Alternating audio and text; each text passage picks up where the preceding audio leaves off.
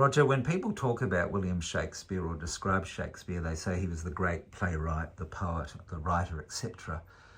Your books and your scholarship is emphasising the philosophy of Shakespeare.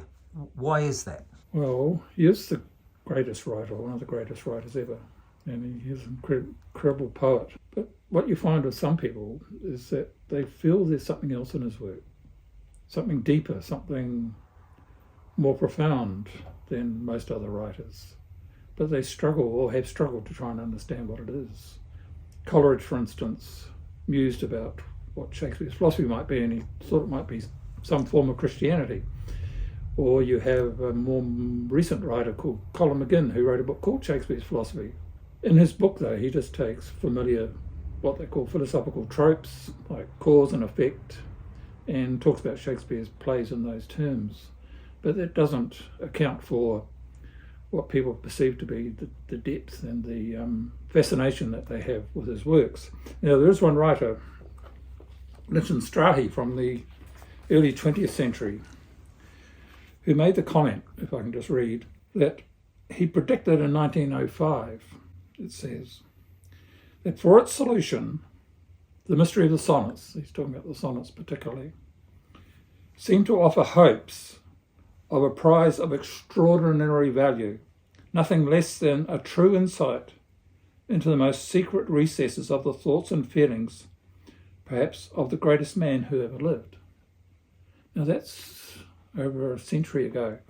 And here's someone musing, not about Shakespeare as the greatest dramatist or Shakespeare as the greatest poet, but about something about his thoughts, what it is about his thoughts that's attracting someone like Lytton Strahi and has attracted so many people to his work over the years.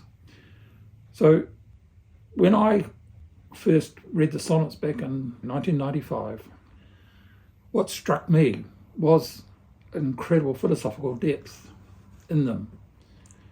And as I have mentioned in a previous interview, I had written out a little book in 1987 called Human Being, and I apprehended something in Shakespeare's sonnets that was just a far more sophisticated expression of a similar philosophical understanding or a philosophical viewpoint, as I had worked out in my study of Wittgenstein and Duchamp and Darwin and other people.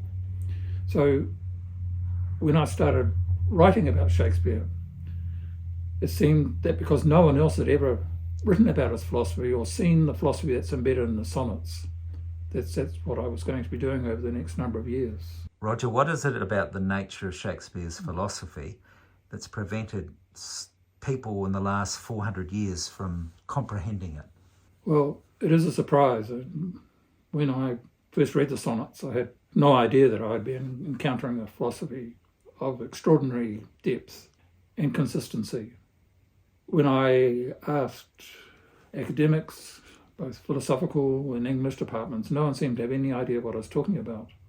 Yet they seemed to be structured into the sonnets. A philosophy that had no peer. There was no other philosophy had been written like it. But because I had come out of philosophers like Wittgenstein, who were looking for a new way to do philosophy, who were basing their philosophy in nature and in the family and in the forms of life, what I was beginning to see was that Shakespeare had done something the same. He had actually looked to nature, to human relationships, to human understanding to formulate his philosophy. And that's what makes his plays and gives his plays their extraordinary depth.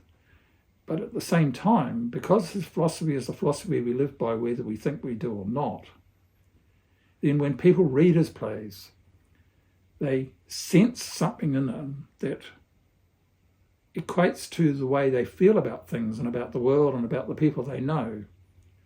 But because it's effectively invisible, it's not like an obviously constructed philosophy like a biblical philosophy or an existential philosophy, that it's been just been impossible for anyone to understand. And it's only, I think, in the 20th century that thinkers were beginning, after Darwin and after Duchamp and others, to move away from the old constructs and to see the world as it is.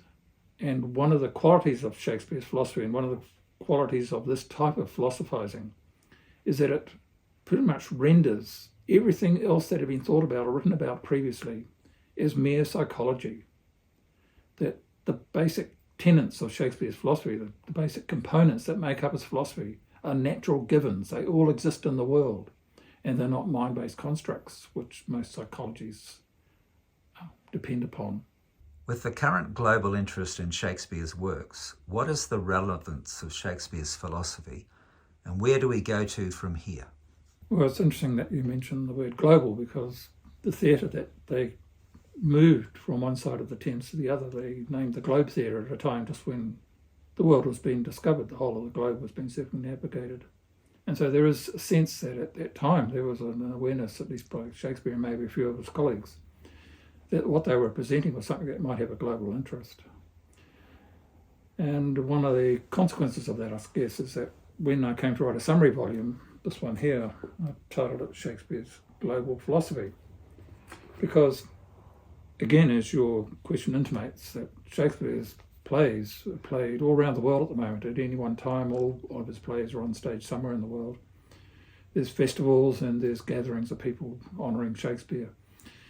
And all of his plays are put on. So it suggests that there's a burgeoning interest in his works, but as yet, not an understanding of his philosophy. When you consider the interest in the world at the moment, with nature and possibly climate change and issues of gender and other relationships, then it seems that Shakespeare's philosophy is just about purposefully written to anticipate these issues. And so it's no wonder then that his works have a audience, a very broad audience across the world. When I first began to communicate with people about this, I was, as I said before, I was a bit surprised that no one seemed to know what I was talking about. It became obvious that what would have to happen would be a very determined process of publication to get the material together, to try to better understand it myself. And in the process, I instituted the Quaternary Institute, and we have the Quaternary imprint, which publishes the books, as a level of learning what I consider to be above tertiary, because none of this material is available in tertiary. It suggests that if someone wants to understand Shakespeare's philosophy, not because it's difficult, but because we have so much other stuff loaded in our brains, that it would take a year or more, or 2 or 3 years, for people to study Wittgenstein, study Duchamp, and then study Shakespeare appropriately to begin to understand what's happening. So what's going to happen over the next series of interviews, now that we've talked about some of the background material and talked about what the idea of the philosophy is and what it might mean for the way the world is at the moment, is look more closely at the sonnets and then move on to the plays to show that the plays are structured and organised in the 1623 folio, which were published literally 400 years ago in 1623, to tease out and to explain what the relevance of this material is for the way we are in the world at the moment.